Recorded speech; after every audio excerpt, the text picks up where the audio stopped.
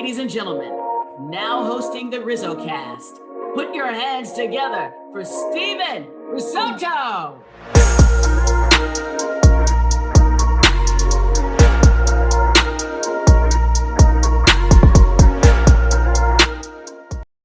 What's going on, everybody, and welcome. My name is Steven Risotto. I cover the San Francisco Giants for SF Bay, and I'm the host of RIzzoCast, a podcast that features current and former big league players, coaches, fans, media, and others who are regarded as some of the brightest minds around the game of baseball. Today's guest is Michael Sarhatt, a right-handed pitcher at Point Loma Nazarene University, a 2020 graduate of Serra High School in San Mateo. Sarhatt is a JUCO product from Skyline College in San Bruno, California, before playing for the University of Nevada, Reno this past spring. He's well-traveled, too, playing in Duluth, Minnesota for the Duluth Huskies of the Northwoods League in 2021 and 2022. This past summer, he pitched for the Anchorage Bucks in Alaska, way up there in Alaska. And now he's ready to embark on a new journey at Point Loma Nazarene in San Diego. We talk about his goals for the season, being a JUCO bandit, playing for summer teams, his scouting report on the mound, trying his hand at potentially being a two-way player, so much more coming up next on RIzzoCast. This is episode number 150, and before we get started, I do want to go ahead and send my condolences to the family of Michael Urban, who passed away just a few weeks ago at the age of 55, way too young. Michael was a guest on this show not too long ago, formerly a writer for MLB.com covering the Oakland A's, also on NBC Sports Bay Area, 95.7 The Game, KMBR. Just a really, really good person, and we send our condolences who passed away recently on his birthday, which is very unfortunate. So without further ado, this one's dedicated to Michael Urban, and let's get on with the episode. Here is Michael. All right, and we are back and ready to roll with Michael Sarhatt, and Michael is nice enough to take some time and join the show. Michael, what's going on? How's it going? Doing good, Steve. I'm down in San Diego. How you doing?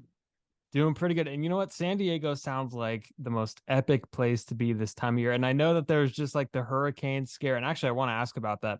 Were you there during that week, or I guess weekend, where there's the Hurricane Hillary happening down there?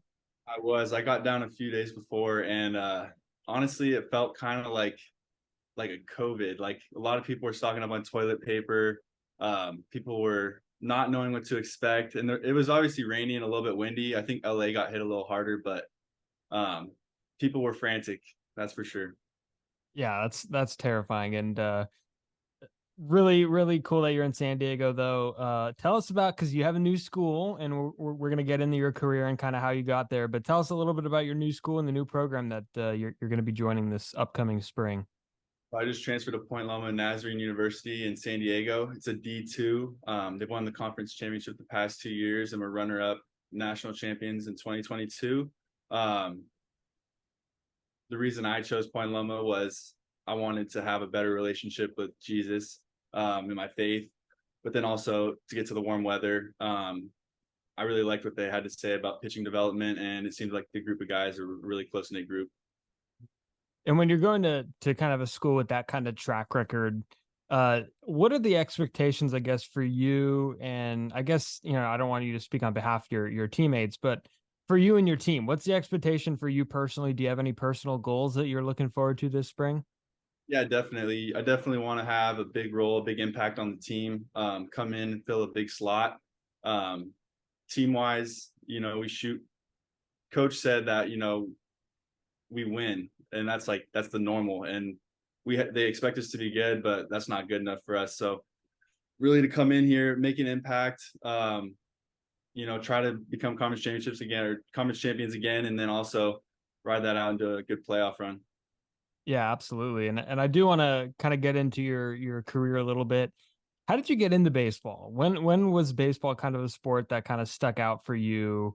Was it very early on? Did you kind of get a hold of it later? When did you first start really enjoying baseball?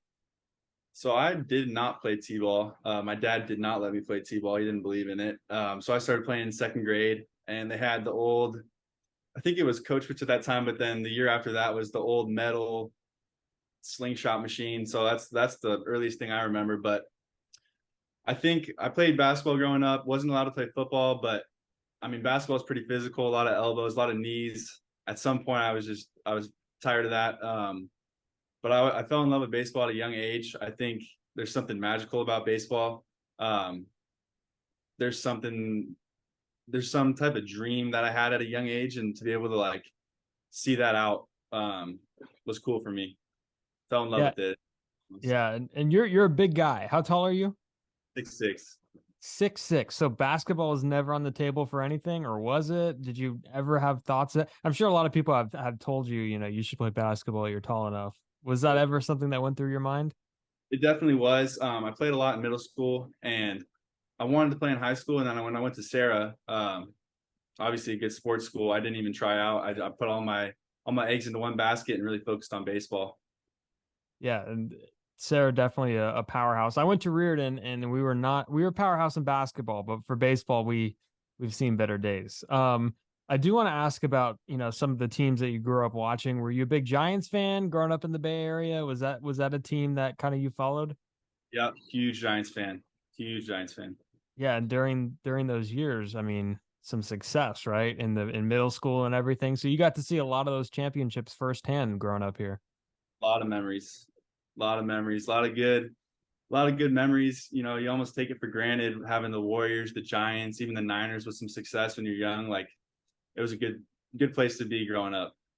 Absolutely. And did you have any favorite players? Do you have anybody that you kind of model your game after? Anybody that you watch that you enjoy? My dad's from Michigan, so I'm also a little bit of a Tigers fan. So Miguel Cabrera, just a class act. I think he's probably one of the best players for baseball. Definitely one of my favorites. I was a huge Steven Strasburg fan too. I hate to see the way his career ended. Yeah. I think I really liked Aaron Rowan growing up. I thought he was a great Giant. Didn't really get to see a whole lot of him, but I thought he was a great Giant. Andres Torres, obviously Buster, but I don't know. I really liked watching Timmy too. Timlin's come. Yeah. Like you mentioned, you brought up Miguel Cabrera and kind of the way he went about his business. Is there a way to kind of like make baseball fun while also being a top tier competitor at the same time? You know what I'm saying? Where it's like there's a lot of players that are, great competitors and a lot of them have fun, but they're kind of labeled differently. Is there ever a way to kind of combine both of them? And if so, how is that possible? That's an interesting thought. Honestly, it's kind of weird because you kind of have to be the mold. You kind of have to be that cookie cutter baseball player with your own flair. And personally, I've had some of that flair in the past. And growing up, you kind of cut some of it out because you realize that maybe that isn't what's best. But playing with passion, I think playing with passion and energy, like Miguel Cabrera versus some other players, I think there kind of is I wouldn't say a bold line. I'd say it's kind of a dotted line, but I mean, everyone has their own ideas on what they think is too much, bat flips, strikeout, struts, whatever you want to call it. So for me personally, if you're making it about yourself and you're making it about the game, or not about yourself, you're making it about your team, about the game, and you're just playing with that energy, I think there's a lot that's acceptable. Okay, you mentioned flair. Okay, so I'm gonna ask, what was the flair that you kind of outgrew? Because I'm curious now. I don't know. I think personally, in the past, especially in junior college, I put myself before the team a little bit in some instances. And I think that was a huge growing moment for me, and realizing that it's far from what's important and far from what's beneficial, and what really matters. I mean, you definitely see it on some teams in the big leagues nowadays, especially with the spotlight that they're in. But I think for me to learn that lesson at a young age or a few years ago was important to who I am now. To learn that lesson, is that something that you have to realize, or is that something that's kind of called out to you by, a coach or a mentor, like, hey man, your head doesn't seem like it's in the right spot? Or is it something that you kind of figured out on your own? I'd say it's definitely both.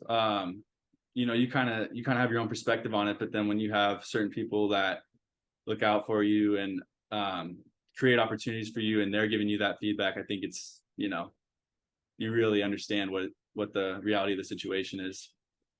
Absolutely. And let's get into JUCO baseball, because on this podcast, I promote JUCO baseball to the fullest extent.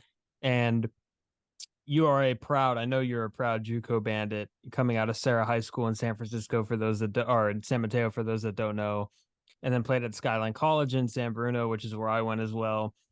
What is the because a lot of people I have on, they went to JUCO and they speak very highly of the experience. What made JUCO kind of the right path for you coming out of high school?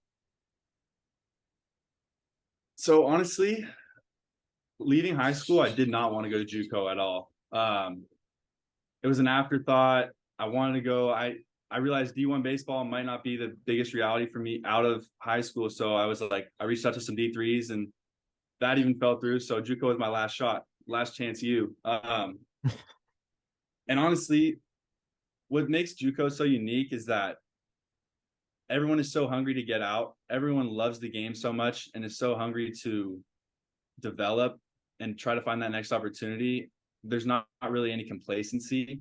And I think having that band of brothers that really went to work every day, like I look back on my JUCO days a lot. Whenever I have any breaks, I'm throwing at Skyline, I'm lifting at Skyline. I go see my Skyline coaches. Like it means the world to me, that experience that I had there. And what that shaped me into now and today is I'm eternally grateful for it. Wasn't you mentioned Last Chance U? Wasn't Laney College on Last Chance U? I'm trying to think of the Bay Area school that was on. Was City College maybe too? I think City might have been. I remember Laney a few years back. Yeah. No, Laney was on there. They got to do more of that in the Bay Area. Highlight some of the Bay Area JUCO programs. One of I was kind of going through doing some research on you last night, and one of the things that always stands out whenever I look at your numbers, I guess, is the amount of places that you've played. And you're a very well-traveled guy. You've kind of, played different places in the summer. You had the whole experience at Reno.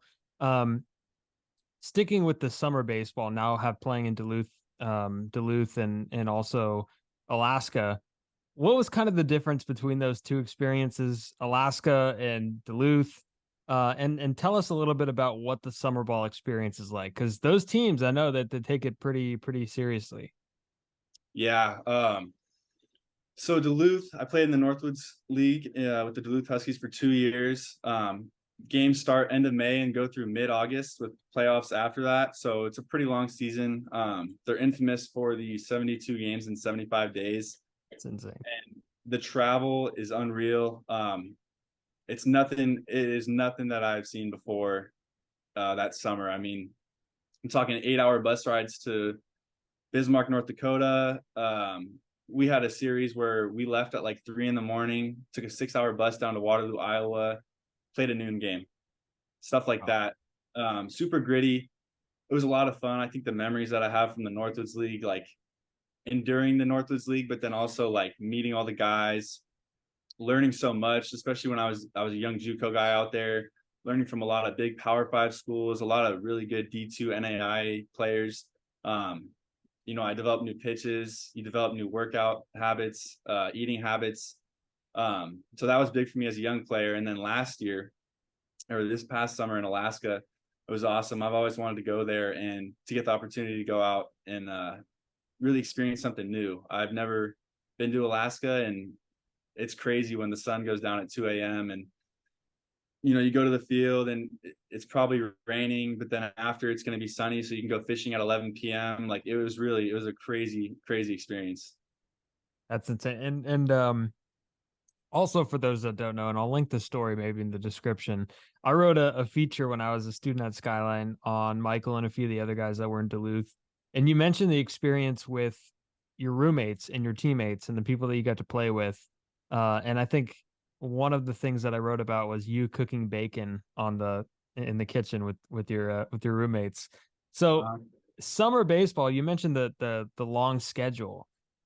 Do you feel that summer baseball gets you connected with your teammates more than any other experience you've had in baseball? Yeah, I would definitely, I'd stand by that 100%. Those bus rides in the Northwoods, and then you got 3 or 4 to a room and you're in some small motel, you're sharing a bed. Like Ethan Hammerberg, he was a closer at Ohio State a couple years ago. He got drafted by the White Sox. he's 6'5", 250. I'm 6'6". Like we were two big dudes sharing a bed in the middle of, Iowa. Like it was a crazy experience. Definitely get to know the guys pretty well. And then last year in Alaska, a lot of guys had host families, but a couple guys did not. So we ended up living at like a culinary school bunkhouse. So we lived in a bunkhouse. It was me and about 4 other guys and the media crew. And we had access to this big culinary school kitchen. And, you're cooking with them, you're living with them, you're eating with them, you go to the field with them, you work out with them. Like it is different. Like you really get to know those guys for what they really are. And, you miss those guys because they become a part of your daily life. Yeah, absolutely. And when I last talked to you, you were kind of a two-way guy, right? Pitching and hitting. It seems like you're definitely leaning towards more of the pitching side, and I'm sure the hitting side is kind of long lost at this point. Did you initially want to do two-way as much, or I guess as far as you possibly could take it? Yeah. Man, I fell in love with baseball because of hitting. I actually only have like 2 high school innings. So when I got to junior college, they had me pitch a little bit too, but there's nothing like squaring up a baseball. That's probably one of the best feelings in the whole planet, whole world. But yeah, I think about hitting a lot. They actually let me hit BP at the end of the summer, and that was an absolute joy. Just brought me back. Yeah, is it weird being like a full-time PO now? You have those duties, that It is. label. It is. You got a lot of free time. Got the pitcher only label. Not an athlete. All that. I hear it all. So yeah, a little different. Yeah, that was me in high school. And I always see, still to this day, I see the Instagram ads. And it will be like a customized ad for a PO hoodie. I don't know if you've seen that hoodie, but it's like the definition PO, and then it's got like pitcher only and like you can't spell power without PO, all that stuff. So we love POs. Do you think like because like I'm gonna bring it back to like MLB right now. Shohei Ohtani is the best two-way guy out there. Do you feel like he's kind of paved a way for other people who, and you're not doing it anymore, but other two-way players at the high school and college level? Definitely. I think he's shown that it's actually doable. And for him to be doing both at such an elite level it is crazy. You saw the Giants, I think the past 2 first-round picks have been two-way players. That's right. So I think big league teams and scouts are actually noticing that that's a real possibility and that you don't have to be limited to one or the other. That's right. Reggie Crawford last year and Bryce Eldridge this year, two-way guys. Should be interesting to see. Have we run out of words to describe Shohei Ohtani? I feel like he's just kind of transformed everything. He's like the best player that I've seen, definitely. Maybe you too. I mean, have we run out of words to describe this guy? Yeah, I mean, it's honestly speechless. Like they just came out that he partially tore his UCL, Yeah. and then since then he has a OPS of 1,500. Like surreal. It's insane. Where do you think he's going to go this offseason? Because I've spent a lot of time trying to figure out like what the contract figures are going to look like. We hear the West Coast thing that he wants to stay on the West Coast. We hear about the Dodgers so much, and the Mets. Where do you think that he's going to end up? I think there's 3 teams that really make sense, and one of them I'm pretty biased, but I think there's a good shot he ends up in San Francisco. I think that the lack of moves at the deadline show that they're pretty interested in bringing a big piece like him in. But then also the Mariners, I think the type of baseball they're playing now, and I think especially since the Angels aren't playing the best of baseball, I think he wants to win, and then that's a priority to him. And then I think honestly, there's a chance he goes to the Braves. And if that was to happen, that'd be unstoppable. Yeah, it would be like the NBA. You'd pretty much just have to cancel the regular season and because we know what would happen during the regular season. But he's an animal. He's insane. He's doing an unbelievable job.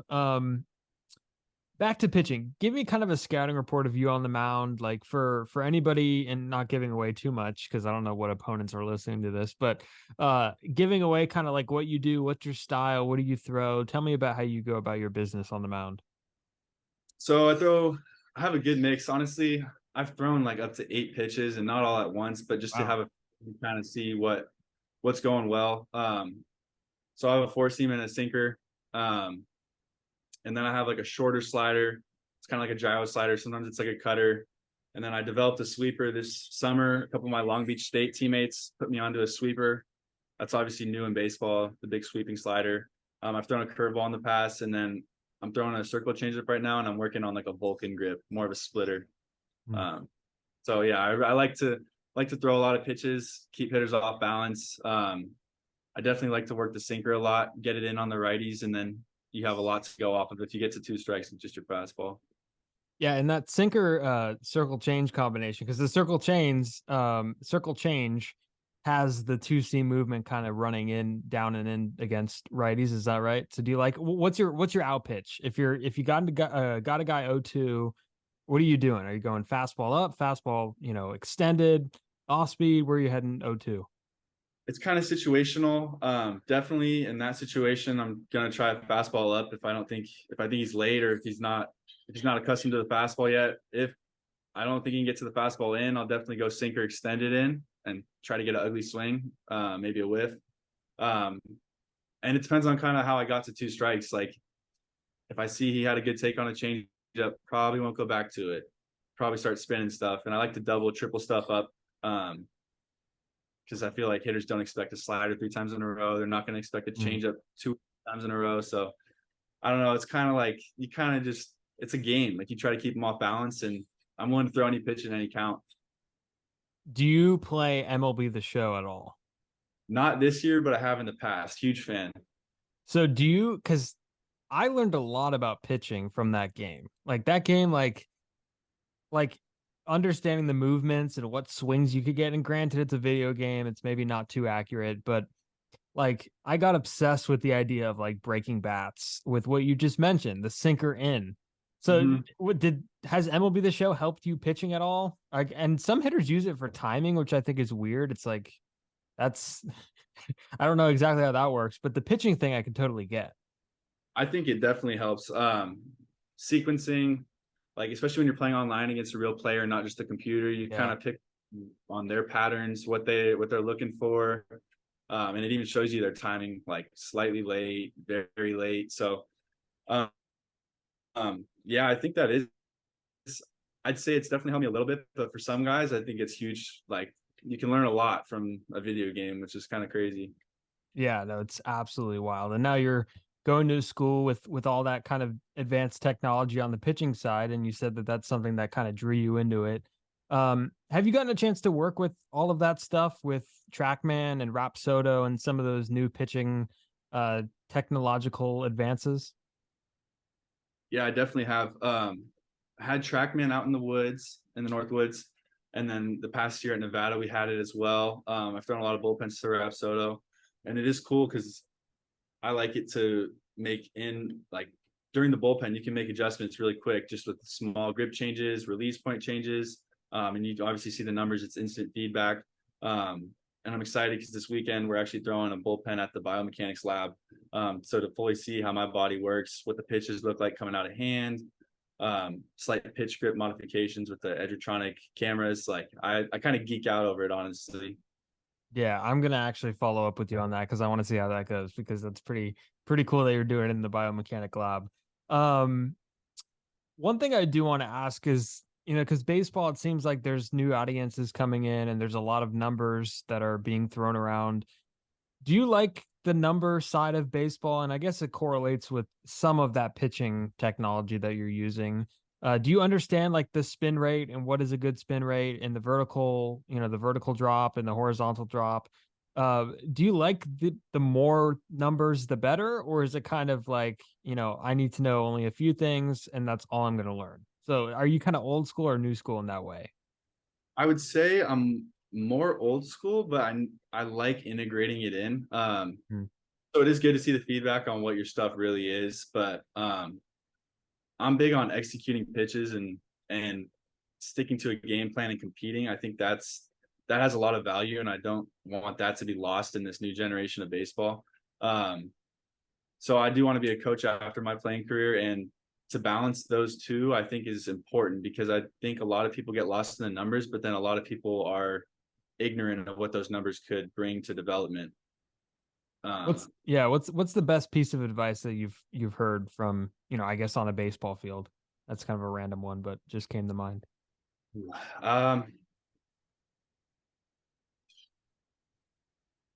I'd say pitching wise, it makes a lot of sense, but getting to 2 strikes within 3 pitches is like huge to success. That's one of the standards I've set for myself now. I think getting out of your own head and allowing yourself to compete.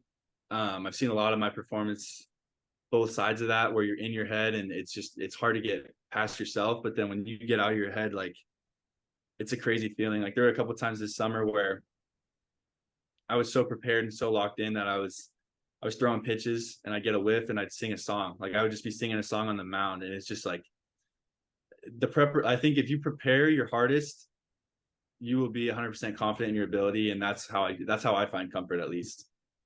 Yeah, it's like that Keanu Reeves movie Hardball, where the kid's dancing on the that's an underrated baseball movie, by the way. Yeah, that's something that I'm actually gonna have to go back and watch. What is the one thing about baseball that you just despise? And this is a weird question because, obviously you're somebody that likes the game, but is there a part of baseball, and I guess Major League Baseball too, like you're watching on TV, is there anything that you just can't stand about the game?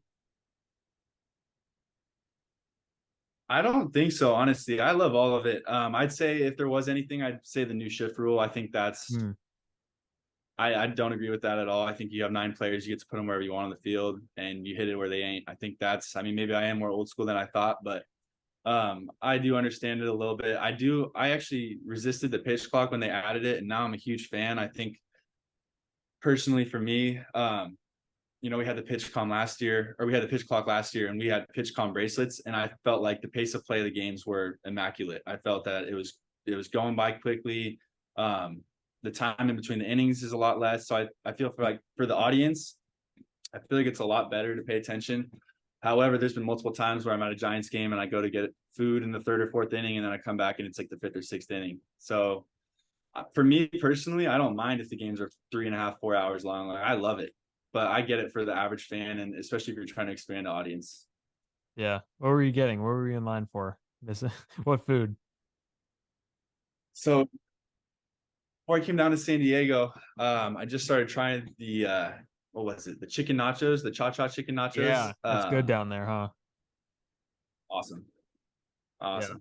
So are you going to hit up like more Padre games now that you're down there? I guess, when in your free time, which might not be a lot of time, but San Diego, obviously a team with a lot of stars. They might not be playing well this year, but they got some names and it's a beautiful ballpark. Definitely. Giants come to town this weekend. I'm trying to get to at least 2 games, hopefully 1 at least. But yeah, I told my dad before I got down here, I said, I'm a Giants fan, but I'm a Padres supporter. If I'm living in San Diego and I'm going to Petco all the time, like I'm going to have to be a Padres supporter.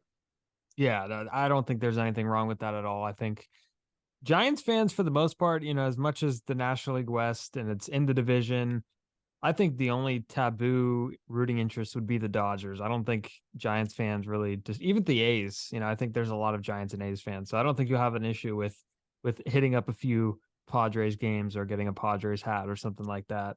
I'm going to do a few rapid fire here before we wrap up. First, and you don't have to answer this rapid fire. It could just be, any answer. What's your favorite movie? That's loaded. I just had to answer this for a class, and honestly, I have a different answer depending on the day, but I think Shawshank Redemption's up there. I know that's probably pretty cliche. Sandlot's a classic. Hard to go away from Sandlot. I think if that's on TV, like I'm definitely watching that, no questions asked. And then lastly, I'd definitely say the Harry Potter series. I think that's a timeless collection. Nice. And what about TV? You streaming anything? You binging anything? What's going on there?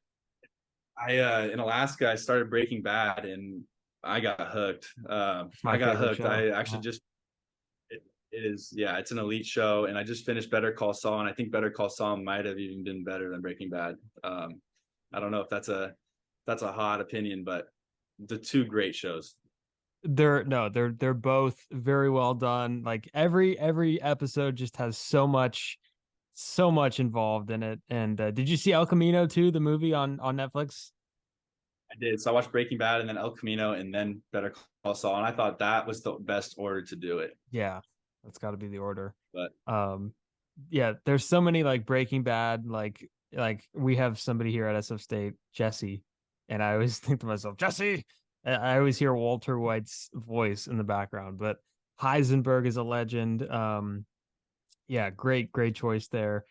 Next question. If you weren't a baseball player, and you also said that you wanted to coach, so I'll exclude that. If you weren't a baseball player or a coach, what would you be? Golfer.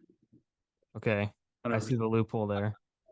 Nice little side hobby. If I have a recovery day, I'm probably out on the golf course getting some swings in. It's just a great time to get away from technology, get away from your worries, get out on the golf course, get some sun in.